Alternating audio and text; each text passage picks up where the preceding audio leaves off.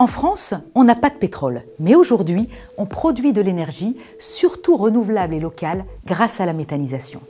Et ça tombe bien, car il va en falloir du bio-GNV pour alimenter toutes les stations de distribution.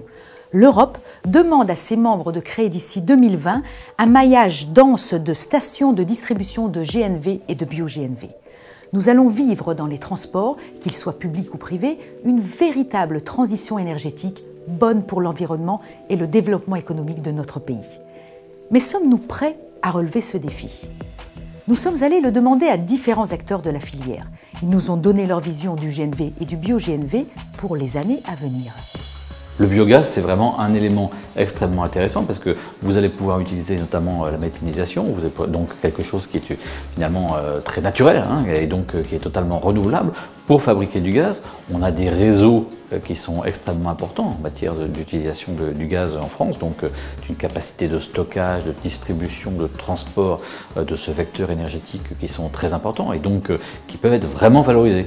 On a des déchets qui sont produits sur un territoire, issus de l'activité humaine, économique, agricole, qui sont valorisés, recyclés, qui produisent du biométhane et qui ensuite est utilisé pour faire circuler des bus, des véhicules au biométhane sur le même territoire. Donc on a une boucle d'économie circulaire qui est extrêmement forte et qui évite également ce qu'on va appeler des coûts frictionnels, c'est-à-dire le transport des déchets ou le transport du gaz.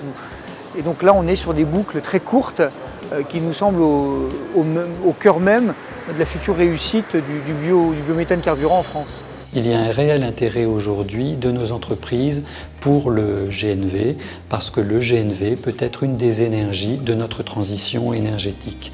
Nos entreprises demain s'inscriront dans ce que nous appelons le mix énergétique, c'est-à-dire la possibilité pour nos entreprises d'utiliser à côté du diesel des énergies alternatives comme l'électrique pour la distribution urbaine par exemple, mais également le GNV qui est particulièrement intéressant pour la moyenne et la longue distance. Le GNV est un carburant qui est particulièrement adapté au transport routier puisque je rappelle que 80% des transports se font dans un rayon de 150 km, donc le GNV est adapté aux moyennes et longues distances, et notamment la moyenne distance quand vous avez une régularité des trajets.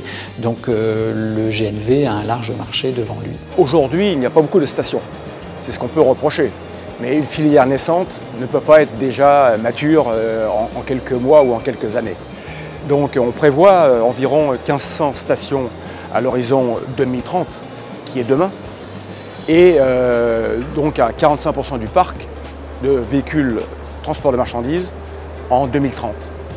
Donc c'est une forte croissance, mais là aussi il faut que les gens, et particulièrement le monde politique, imaginent que c'est une transition qui ne peut pas se faire du jour au lendemain. Alors, ce que nous demandons au pouvoir public, c'est de la cohérence, notamment en matière fiscale. On sait très bien qu'aujourd'hui, le débat dans notre secteur, ce n'est pas entre le diesel et l'essence, mais entre le diesel et les énergies alternatives, comme le GNV par exemple. Et il est évident que si l'on considère que le GNV a des vertus environnementales, il faut aussi qu'il y ait des avantages en matière de circulation, notamment quand il y a des pics de pollution ou dans les zones à circulation restreinte, notamment dans les grandes villes.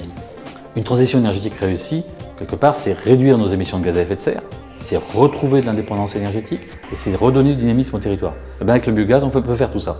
C'est un des éléments, un des outils qui nous permet justement de diminuer nos émissions de gaz à effet de serre de façon évidente. C'est moins de dépendance puisqu'on le produit sur nos territoires et donc en conséquence, ça redonne du dynamisme au territoire. Donc c'est quelque chose qui va complètement comme un des outils essentiels de la transition énergétique. À l'heure de la transition énergétique, on comprend bien l'importance des enjeux du GNV et du bio-GNV, autant pour le transport, les territoires que les industriels de la filière. Et c'est pour cela que l'ensemble de ces acteurs se mobilisent aujourd'hui pour notre intérêt à tous.